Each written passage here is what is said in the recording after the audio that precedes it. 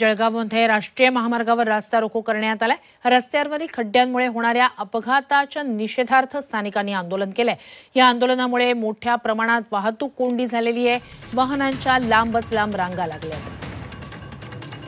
महामार्गावरील खड्ड्यांमुळे अपघातांचं प्रमाण वाढलंय आणि त्यामुळेच नागरिकांनी राष्ट्रीय महामार्ग रोखून धरलेला आहे। महामार्गावरची वाहतूक या आंदोलनामुळे ठप्प झालेली आहे। आंदोलन स्थळावरूनच आढावा घेतला आमचे प्रतिनिधी वाल्मिक जोशी यांनी।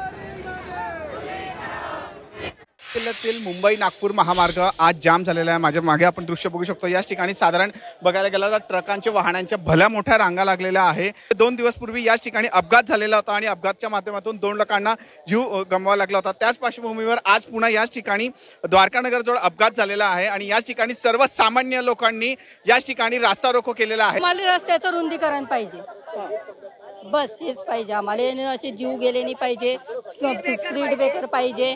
2 तासापासून आंदोलन चालू आहे आमचं। कोणतेही राजकारणी लोक आमच्या जवळ नाहीये। आम्हाला कृती पाहिजे। आम्ही गाड्या घेण्याच्या अगोदर जर आमच्यापासून रोड टॅक्स वसूल केला जातो आणि जर आम्हाला रोडावर जीव गमवावा लागत असेल तर ते काही कामाचं नाही। आम्हाला आता आमचा रस्ता बनवून झालाच पाहिजे। लगातार रोज ऍक्सिडेंट होत आहे। सातत्याने होणाऱ्या अपघातांना मात्र या ठिकाणी कोणी लक्ष देत नाही, म्हणून नागरिक रस्त्यावर उतरून राष्ट्रीय महामार्ग हा थांबवून ठेवलेला आहे।